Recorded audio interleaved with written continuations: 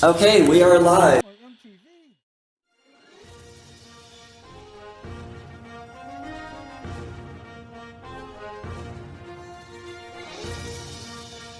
Greetings, everybody. You're watching Mentionables TV. I'm Joel Furchess, and we are the Mentionables. Today is the first in our Questions No Christian Can Answer series. But here's the twist. We're the Christians, and we answer the questions. Here's the first question. This comes from the Non Sequitur YouTube channel. If God is going to be posited for an explanation for human existence, then by what mechanisms, meaning by what activities and interactions that are organized in such a way that produced humans, did God use? And by what means could we discover those mechanisms? Okay, so I'm not exactly sure what's meant by this question. I think the obvious answer is science. Duh. However, the question seems to go a little bit further by asking exactly what was used and how. I think this is either a question that's geared towards science-denying Christians, or is a question to flip around the limits of science and use it in reverse as a gotcha. Scientists have been unable to come up with any working and probable models of abiogenesis, or any models of the solar system that extend beyond the first moments of the Big Bang. Christianity makes sense of this limit without immediately falling into I don't know, so it must have been God mentality. In other words, in Christianity we would expect some separation in our knowledge and that of the Creator, as opposed to what we would be able to determine about other models of the origin life, such as aliens did it, as Richard Dawkins likes to throw out there. Anywho, I think that if this question is sincere, then obviously science is the pursuit that we have to go with to understand what we can about creation. But Christianity does explain the limits that we would expect to run into. This first question is kind of strange, actually. I thought, well, okay. If you were to come to me and ask, I know that we are supposed to believe that God created the world, but how did He do it? Right? If you're struggling with belief because you don't know how it is that God created the world, here is my answer to the question of how did God do it? What mechanism did He use, and how can we identify that mechanism? My answer is, I don't know. And I don't care. And that might sound a little glib. I'm not trying to be. But here's the thing. Though it's not stated in this question, kind of the assumption that is built in here is this implication that if you don't know how something works or how it came to be, then you should not believe it. But we don't actually use that way of thinking anywhere else in our life. Right? That is what's called an argument from ignorance. You don't know, therefore you shouldn't believe. Well, hold on. Just because you don't know doesn't mean it's not true. So you have to look at other things to see whether or not there is justification for the belief, even if you don't have this knowledge over here. And so the assumption that's being made is that if you don't know how something came to be, then you shouldn't believe that it is true. But stop and think about if we were to use that reasoning in other areas of life. Right? Do you understand internal combustion? Some of you probably do. You're probably mechanics, and it just makes sense to you, right? I pop the hood. I have no idea what I'm looking at. I mean, I can kind of identify that's the battery, right? I think that's the alternator over there. Here's where I check the oil. That's about it. I don't understand what's going on in there or why it works or how it works. Or as I'm driving down the street and that computer, I don't know how that works, but it's maintaining and controlling everything to make sure it's all working properly. I don't understand how all that works. Does that mean I shouldn't drive a car? Well, of course not. Right? And hey, if you've ever flown in a plane, do you understand the laws of aerodynamics and all the principles that work in there to make that plane lift and fly and keep you safe? No, I don't understand how all that works. So should I just not fly planes? Well, that doesn't make sense either. See, there's all kinds of things where we don't know the how, we don't know the mechanism. But that doesn't mean we're not justified in trusting in, believing in that something is the case. Right? Long before people understood planetary rotation and orbiting the sun and how all that works, we still knew the sun came up in the east to set in the west. Well, okay, so if you don't understand about planetary rotation, should you just not believe the sun is coming up in the east? No, you have good reason to believe the sun is coming up in the east, because look, there it is. And so just because you don't understand the mechanism is not a reason to doubt the conclusion. You could have entirely other reasons to believe that something is true. Likewise, when it comes to God, when it comes to believing that God created the universe, if you have good reason to believe there is a creator, and you look over here, there is a creation, how did this creator make this creation come about? I don't know. But I have good reason to believe there's a creation. I have good reason to believe there's a world and it's there and I live in it. And then I have good reason to believe there's a creator, that there's a God that exists that made the world. How did he do it? I don't know. It'd be really cool to know. Right? I'm naturally a curious person. I want to know how things work. I'm the kind of kid that would just take things apart to figure out how they work. I usually didn't figure out how they worked and I couldn't put them back together again, but that's besides the point. There's nothing wrong with wanting to seek knowledge, wanting to seek information. However, don't base what you determine to be true based on your curiosity not being satisfied. Rather, you look at what you actually do have, and does that reach the conclusion? We have reason to believe there's a creator. We know there's a creation. We live in it. We're part of it. Okay, so we know there's a creator. We know there's a creation. How did he do it? Even if that's not satisfied, you're still justified in accepting the evidence for the creator and the creation. This video appears to be asking a question that capitalizes on this trumped up conflict between Christianity and science. Imagine, for instance, that a parent was asked a question by their child, "Why does the sun shine?" So the parent gives this answer. They say that, well, the sun shines because of a thermonuclear reaction in its core that rips the electron off of the hydrogen molecule, creating a photon that is then rushes towards the surface of the sun, at which point it's released and travels through space at the speed of light, reaching Earth 8 minutes later. That's why the sun shines. Or the parent could give a different answer. They could say that, well, the sun shines to give us light and to warm the earth and to give the plants food so that it feeds the earth. That's why the sun shines. Now, the first answer that the parent gave was a how answer. It described how the sun shines. The second answer was actually an answer to the child's question, why does the sun shine?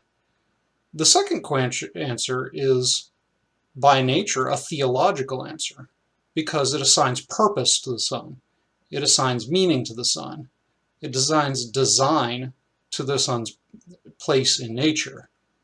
And if you're going to have purpose, design, and meaning, you're going to have a purposer, a designer.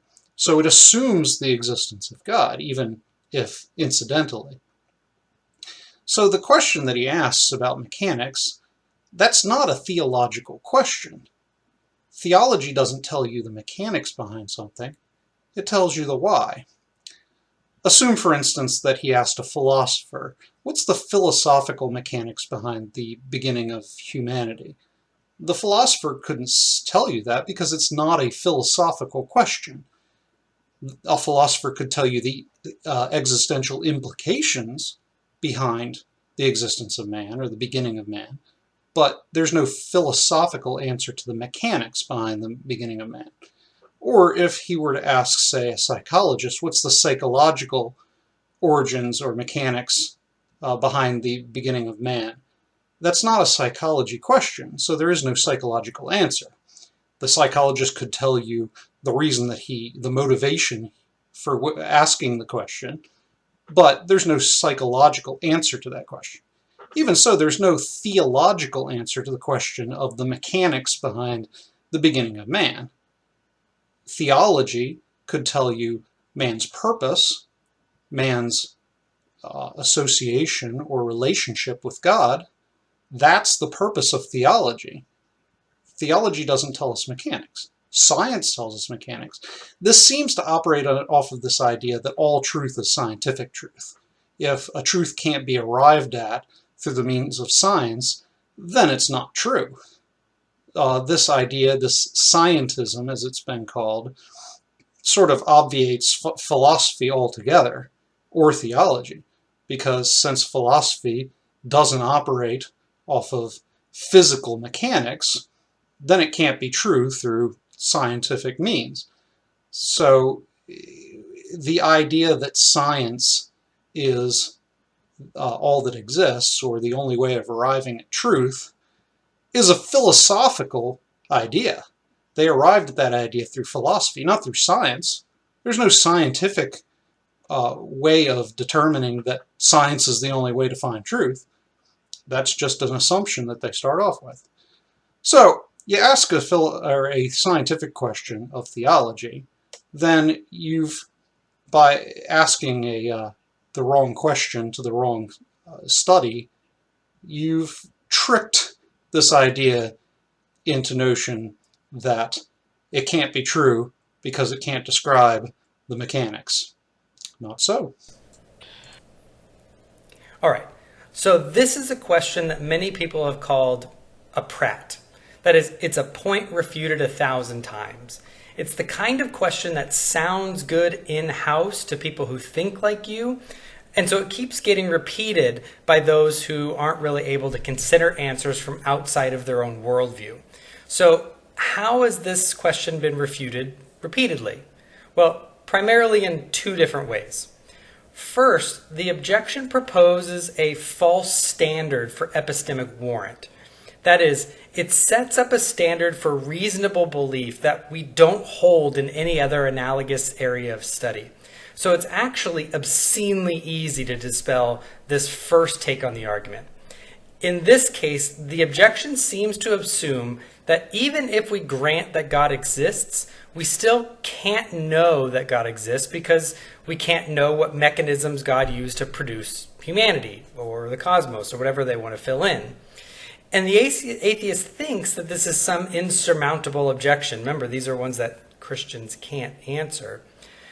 The simple answer is that we don't need to know what mechanism God used to bring about humanity or the cosmos to know that God did in fact bring about humanity or the cosmos. We don't need to hold this bizarre notion that what we must know means that we have to know the cause that brought about the effect to know that the cause brought about the effect. Kind of redundant, but let me explain. I don't need to know how Henry Ford came up with or produced the first Model A to know that he did it. This fact about epistemic warrant is nearly universally recognized, and yet for some reason when atheists come to the question of God, reason and logic just fly out the window, and they start claiming that unless we know how we know, that we can't know anything at all. Or an even softer claim, if we can't know how something came to be by a cause, we can't even have warranted belief that something came to be by that cause, which is just demonstrably nonsensical on any even basic understanding of epistemology. So that's one major problem with this first objection. But there's a second, more substantial objection. This question from the skeptic is in the form of what's called an internal critique. Now, those of you who are familiar with my work in other areas know that I think internal critiques are one of the most often used and abused and misunderstood kinds of arguments posed against Christianity by atheists. So, an internal critique is a kind of argument that's in the for the sake of argument type of category. They're an informal version of a reductio ad absurdum, or a reduction to the absurd, where they assume something is true or a position is true in order to show that its truth entails a falsity, which would be an absurdity. It would make it false. The idea is that if we assume the truth of a position and it has certain internal contradictions or tensions that lead to absurd conclusions, we ought to reject it. Now, here's why, if we grant the biblical notion of God and creation, where God spoke and the cosmos leapt into existence, and if God is a supernatural entity, then we have good reason to think that God did not use natural mechanisms. Mechanisms are just a fancy way and kind of diversionary tactic for the atheist and the naturalist to sneak in naturalistic assumptions in through the back door. It's like the problem pointed out above. But in this case, it's introducing assumptions that are not part of the biblical worldview to try to evaluate the biblical worldview. And that's all fine and well, but for an internal critique to work, the atheist cannot bring external assumptions in as a requirement. And so when the atheist brings in these external assumptions of the requirement of a natural mechanistic process, they undo their own internal critique. This means that they set it up as an internal criticism, but actually have to smuggle in question-begging assumptions into the question to make it even sound palatable to their atheistic audience. It's a structural shifting of the goalposts. It makes the argument invalid. So the simple answer for the internal critique is that we reject that God needed to or did use any naturalistic mechanisms. Now, he could have, but it's not required. And if it's not required, then I don't need to know that to have a reasonable belief that God still is the best explanation for the creation of the cosmos or of humanity. Now, without going into the different type of causes, couldn't the atheist then just say that we're begging the question of God if we introduce him as an explanation for the cosmos and humanity without these mechanisms? Not at all. Like these questions often come down to, the question becomes, what makes an explanation a good explanation? Well, for those of you who listened to my debate with Ben Watkins at this year's Mentionable Conference, you'll know we spent a lot of time covering what makes a good explanation. Things like explanatory scope, explanatory power, simplicity, low levels to no levels of ad hocness, internal inconsistencies, internal consistencies, and a potential transcendental necessity. Notice in there was not the metric of knowing what material or natural mechanisms were used. Even without knowing what mechanism God used, if he used any at all, God could still drastically outpace any alternative explanation in these actual explanatory evaluatory metrics. And as for myself, and I think what most Christians would argue, he does just that. Thanks for watching Mentionables TV. Stay tuned next week when we answer the second question, which deals with metaphorical and literary interpretations of the Scripture. Stay tuned. Thanks for watching.